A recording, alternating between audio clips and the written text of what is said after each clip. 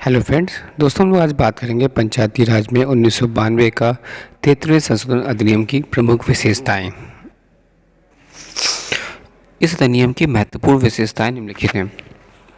पहला आता है ग्राम सभा। यह अधिनियम पंचायती राज के ग्राम सभा का प्रावधान करता है। इस निकाय में गांव स्तर पर गठित पंचायती क्षेत्र में निर्वाचक सूची में पंजीकृत व्यक्ति होते हैं। अतः यह पंचायत क्षेत्र में पंजीकृत मतदाताओं को एक ग्राम स्तरीय सभा है।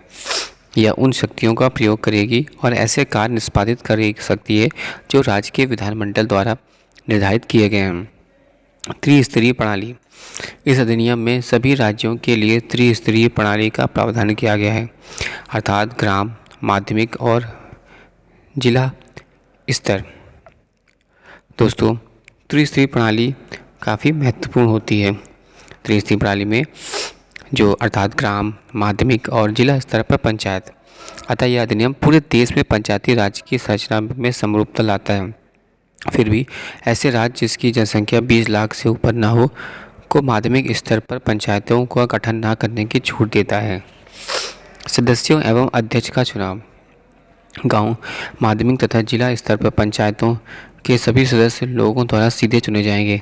इसके अलावा माध्यमिक एवं जिला स्तर पर पंचायत के अध्यक्ष का चुनाव निर्वाचित सदस्यों द्वारा उन्हीं में से अप्रत्यक्ष रूप से होगा, जबकि गांव स्तर पर पंचायत के अध्यक्ष का चुनाव राज्य के विधानमंडल के द्वारा निर्धारित तरीके से किया जाएगा।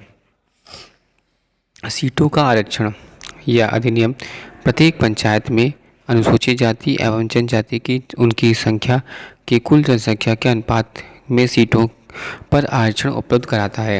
राज्य विधानमंडल, गांव या अन्य स्तर पर पंचायतों में अनुसूचित जाति एवं जनजाति के लिए अध्यक्ष के पद पर आरक्षण भी प्रदान करेगा। इस अधिनियम में यह व्यवस्था की गई है कि आरक्षण के मसले पर महिलाओं के लिए उपलब्ध कुल सीटों की संख्या 1/3 से कम न हो। इसके अतिरिक्त पंचायतों में अध्यक्ष व अन्य पदों के लिए हर स्तर पर महिलाओं के लिए आरक्षण 1/3 से कम नहीं होगा। यह अधिनियम विधानमंडल को इसके लिए भी अधिकृत करता है कि वह पंचायत अध्यक्ष के कार्यालय में पिछड़े वर्गों को के लिए किसी भी स्तर पर आरक्षण की व्यवस्था करे। पंचायतों का कार्यकाल। यह अधिनियम सभी स्तरों पर पंचायतों का कार्यकाल 5 वर्ष के लिए निश्चित करता है। तथापि समय पूरा होने से पूर्व भी उसे विघटित किया जा सकता है। इसके बाद पंचायत का गठन के लिए चुनाव होंगे। पहला इसकी 5 वर्ष की अवधि खत्म होने से पूर्व व विघटित होने की दशा में इसके विघटित होने की तिथि से 6 माह खत्म होने की अवधि के अंदर। परंतु जहां शेष अवधि 6 माह से कम है, वहीं इस अवधि के लिए नई पंचायती चुनाव की आवश्यक नहीं होगा। या भी एक भंग पंचायत के स्थान पर गठित पंचायत जो कि भंग पंचायत की शेष अवधि के लिए गठित की गई है, वह भंग पंचायत की शेष अवधि तक ही कार्यरत रहेगी। दूसरे शब्दों में, एक पंचायत जो समय पूर्व भंग होने की पर पुनः गठित हुई है, वह पूरे 5 वर्ष की निर्धारित अवधि तक कार्यरत नहीं होती, बल्कि केवल बचे हुए समय के लिए ही कार्यरत होती है। बात करते हैं अनर्हताएं। कोई भी व्यक्ति पंचायत का सदस्य नहीं बन पाएगा यदि वह निम्न प्रकार से अनर्ह होगा। पहला, राज्य विधानमंडल के लिए निर्वाचित होने के उद्देश्य से संबंधित राज्य में उस समय प्रभावी कानून के अंतर्गत अथवा राज्य विधानमंडल द्वारा बनाए गए किसी भी कानून के अंतर्गत, लेकिन किसी भी व्यक्ति को इस बात पर आयोग घोषित नहीं किया गया कि वे 25 वर्ष से कम आयु का हो। यदि वह 21 वर्ष की आयु का पूरा कर चुका है तो आयोग्यता संबंधित सभी प्रश्न राज्य विधान द्वारा निर्धारित पदाधिकारी में संवर्धित किए जाएंगे। राज्य निर्वाचन आयोग चुनावी प्रक्रियाओं की तैयारी की देखरेख, दिशा निर्देशन, मतदाता सूची तैयार करने पर नियंत्रण और पंचायतों के सभी चुनावों को संपन्न कराने की शक्ति राज्य निर्वाचन आयोग में निहित होगी। इसमें राज्यपाल द्वारा नियुक्त राज्य चुनाव आयुक्त सम्मिलित हैं। उसकी सेवा शर्तें और पदावधि भी राज्यपाल द्वारा निर्धारित की जाएगी।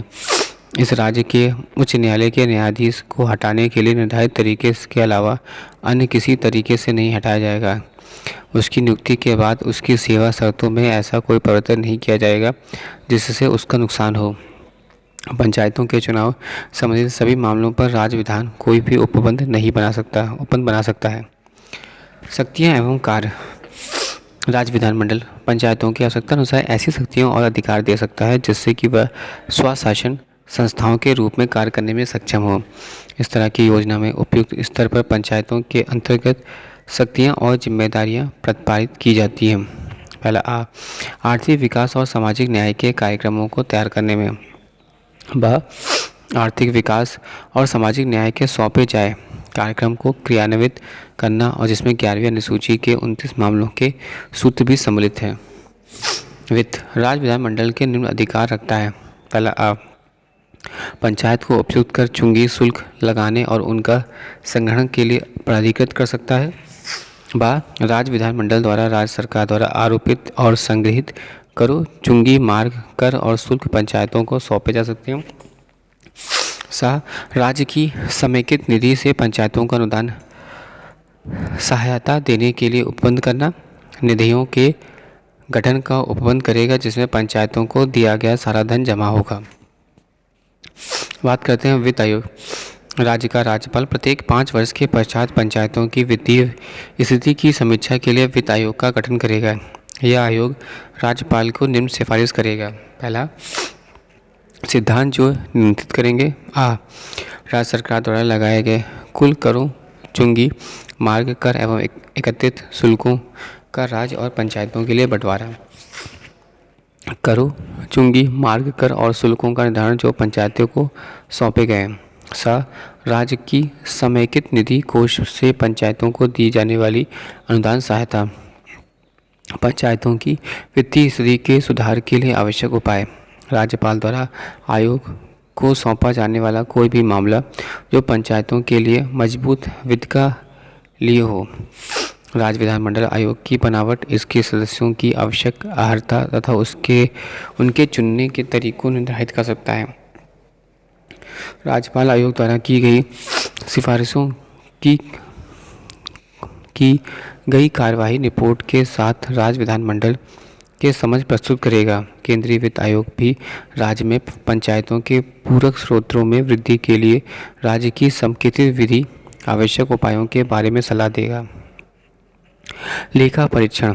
राज्य विधानमंडल पंचायतों के खातों की देखरेख और उनके परीक्षण के लिए प्रावधान बना सकता है। संघ राज्य क्षेत्रों पर लागू होना। भारत का राष्ट्रपति किसी भी संघ राज्य क्षेत्र अपवादों अथवा संशोधनों के साथ लागू करने के लिए निर्देश दे सकता है। छूट प्राप्त राज्य व क्षेत्र या कानून जम्मू कश्मीर नागालैंड मेघालय मिजोरम और अन्य विशेष क्षेत्रों पर लागू नहीं होता। इन क्षेत्रों के अंतर्गत पहला उन राज्यों के अनुसूचित आदिवासी और क्षेत्रों में मणिपुर के उन पहाड़ी क्षेत्रों में जहां जिला परिषद अस्तित्व में हो। पश्चिम बंगाल की दार्जिलिंग जिला जहां पर दार्जिलिंग गोरखा हिल परिषद अस्तित्व में हो। हालांकि संसद चाहे तो इस अधिनियम को ऐसे अपवादों को और संशोधनों के साथ अनुसूचित क्षेत्रों एवं जनजातीय क्षेत्रों में लागू कर सकती है जो वो उचित समझे। वर्तमान कानून की निरंतरता एवं पंचायतों का अस्तित्व। पंचायतों में संबंधित राज्य के सभी कानून प्रभावी रूप से इस अधिनियम के आरंभ होने से 1 वर्ष की अवधि खत्म होने तक लागू रहेंगे। दूसरे शब्दों में कोई भी राज्य नए पंचायती राज कार्यक्रम को 24 अप्रैल 1993 के बाद अधिकतम 1 वर्ष की अवधि के अंदर अपनाए जो कि इस अधिनियम की शुरुआत की तारीख है। फिर भी यह कानून लागू होने से पूर्व बनी पंचायत अपनी अवधि खत्म होने तक कार्यकाल पूरा कर सकता है यदि वह राज्य विधान उससे पूर्व शीघ्र ही विघटित न कर दी जाए। इसके परिणामस्वरूप 73वें संविधान संशोधन अधिनियम 1992 के अनुसार नई व्यवस्था अपनाने के लिए अधिकांश राज्यों ने 1993 और 1994 पंचायती राज अधिनियम पारित किए।